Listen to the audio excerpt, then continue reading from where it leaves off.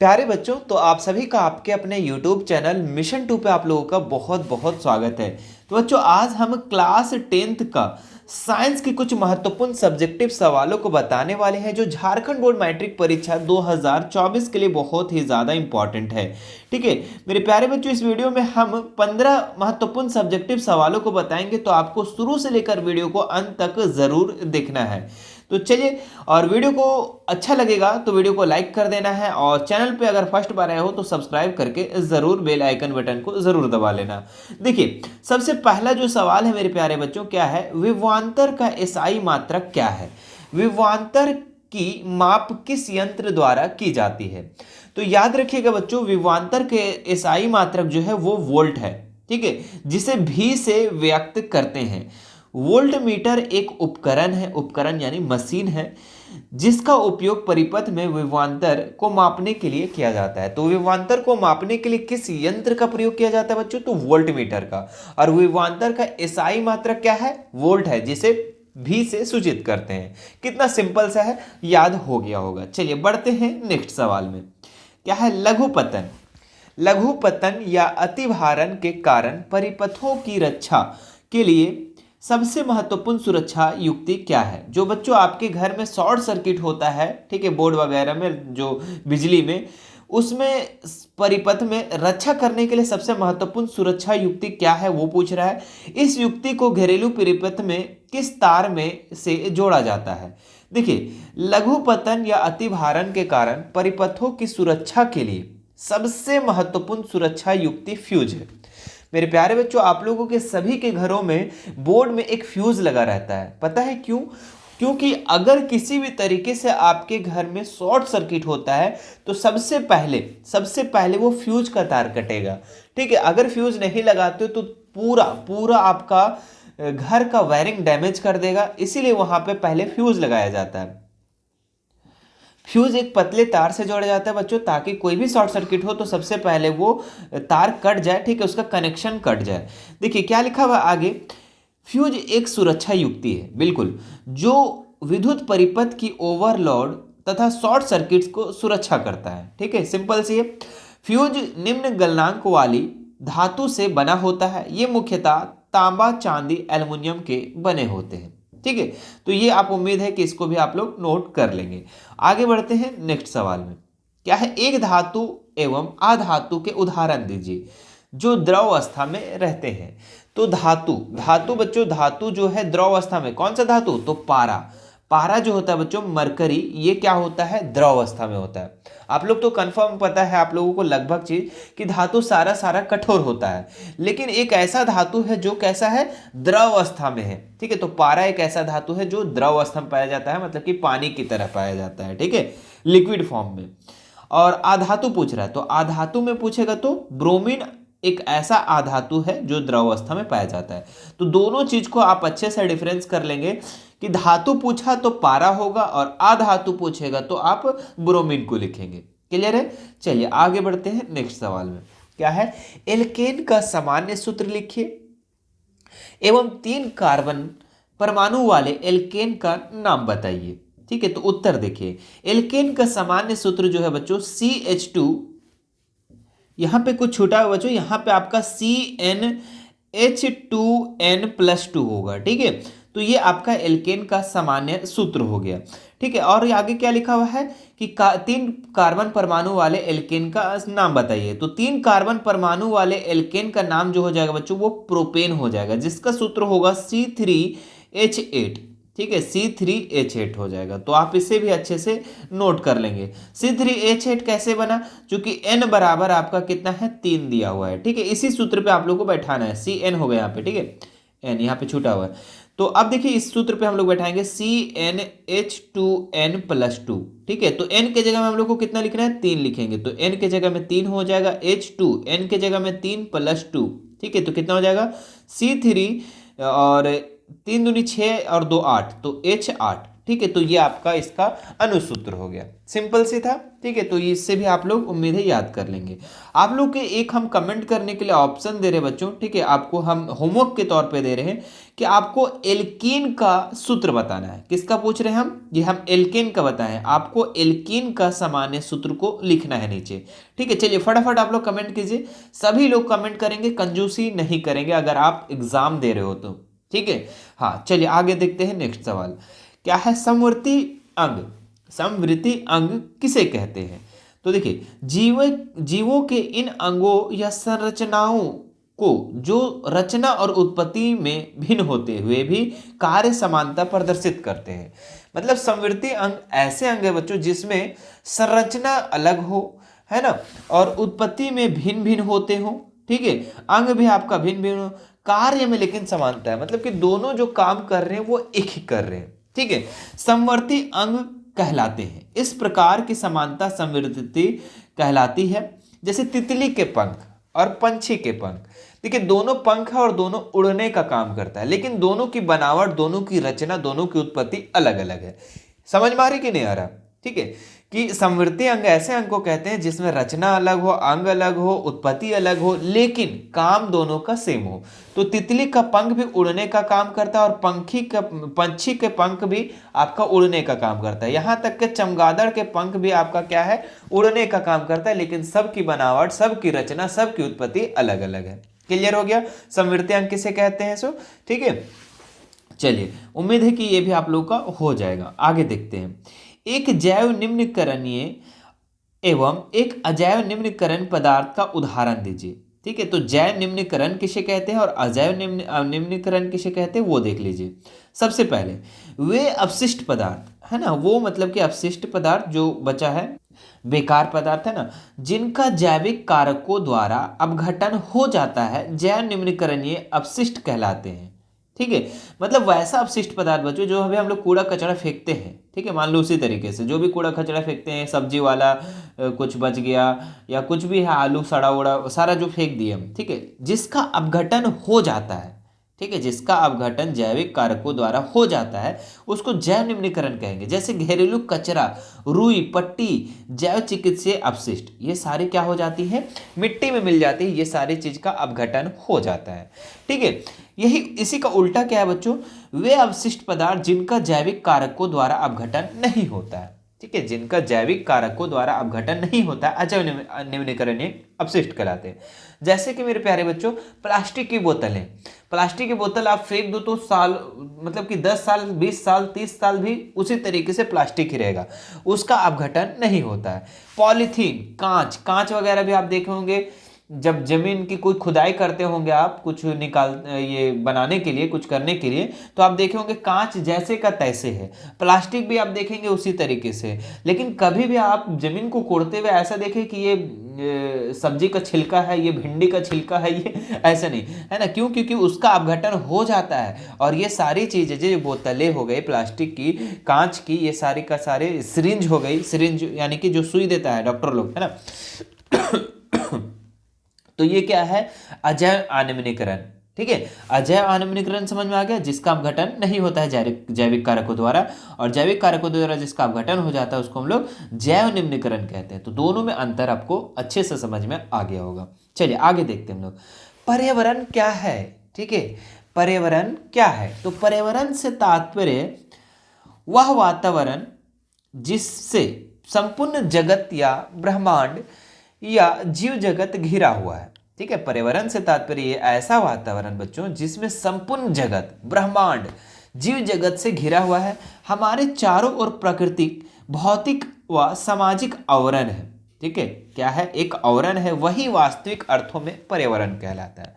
हमारे आसपास में जितनी भी चीज दिख रही हैं, ब्रह्मांड में है, जितनी भी चीज घिरा हुआ है हमारे ब्रह्मांड के अंदर, ठीक है, भौतिक हो, सामाजिक हो या प्राकृतिक हो, वो सारे के सारे आपका क्या है? पर्यावरण है। क्लियर है?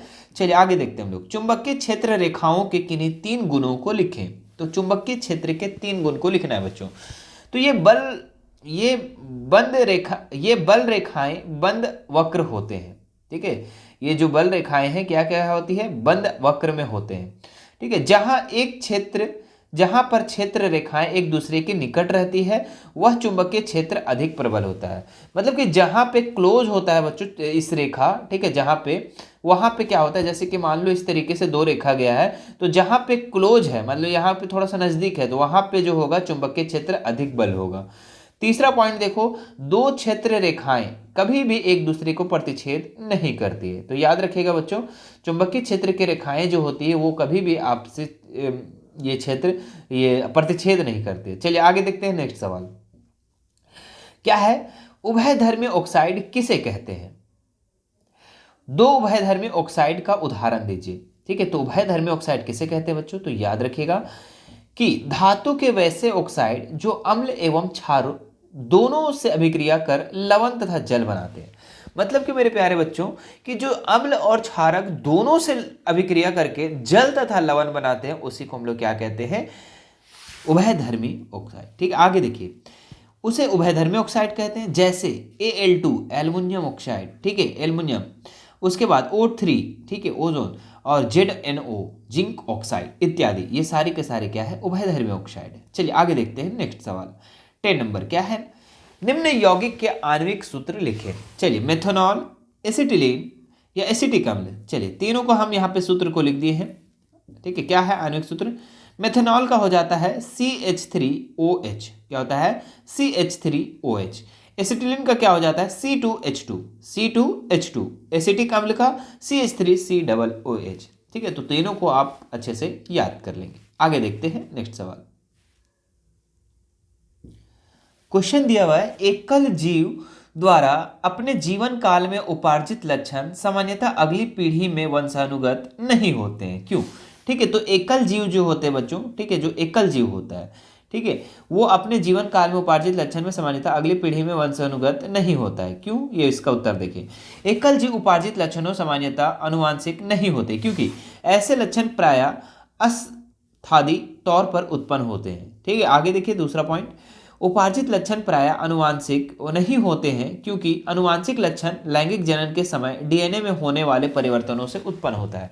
मतलब जब तक लैंगिक जनन नहीं होगा बच्चों, ठीक है, जहाँ पे नर मादा, ठीक है, वहाँ पे उसी समय क्या होता है? डीएनए में होने वाले परिवर्तन से उत्पन्न होता है ये अनुवांशिक लक्षण। चलिए इसको भी आप लोग नोट कर लेंगे। आगे देखते हैं, 3 पर्यावरण हितैषी अभ्यास लिखे। ठीक है, तो पर्यावरण का 3 हितैषी अभ्यास क्या क्या हो जाएगा बच्चों? हो जाएगा, ऊर्जा के निम्नकरणीय स्रोतों का उपयोग करना है। ठीक है, नवीकरणीय स्रोतों का मतलब कि ऊर्जा हम लोग बहुत जगह से ले सकते हैं। कहाँ कहाँ से ले सकते हैं? तो कोयला से हम लोग ऊर्जा निर्माण कर सकते हैं। और कहाँ से कर सकते हैं? पेट्रोलियम से कर सकते हैं। ठीक है, पेट्रोलियम। और कहाँ से कर सकते हैं बच्चों? ठीक है, तो और हम लोग कहाँ से कर सकते हैं? पवन से, पवन ऊर्जा। फिर हम लोग कर सकते हैं सौर ऊर्जा, नाभिकीय ऊर्जा। ठीक है, तो ये सारी ऊर्जा आप लोग यहाँ से हम लोग कर सकते हैं। लेकिन हमारे पर्यावरण के लिए सबसे बेस्ट कौन सा है? तो पवन ऊर्जा और सौर ऊर्जा, ये आपका हमारे पर्यावरण के लिए बहुत ही बेस्ट है। ठीक है, इसलिए बोला गया है ऊर्जा के नवीकरणीय स्रोतों का क्या करना है? उपयोग करना है। ठीक है, चलिए, क्योंकि ये हमारे पर्यावरण के लिए कोई भी नुकसान नहीं करता है। आगे, बायोडिग्रेडेबल सामग्री का अधिक उपयोग करें। ठीक है, जो अपशिष्ट हो जाए बच्चों, जो अपघटन हो जाए, वैसी वस्तुओं को हम लोग को उपयोग करना है। अनावश्यक रसायनों का कम उपयोग। ठीक है, मतलब कि अनावश्यक, मतलब कि जो आवश्यक है उसको तो करना है, लेकिन अनावश्यक जहाँ पे ज़रूरी नहीं है वैसा जगह पे हम लोग रसायन का उपयोग करेंगे तो ये हमारे पर्यावरण के लिए क्या करेगा? नुकसान करेगा। आगे देखते हैं नेक्स्ट सवाल हम लोग, ओजोन परत के अपक्षय के क्या दुष्प्रभाव हो सकते हैं? ठीक है, तो ओजोन जो परत है बच्चों, ये धीरे धीरे हमारे क्या हो रहा है? छिद्र होते जा रही है।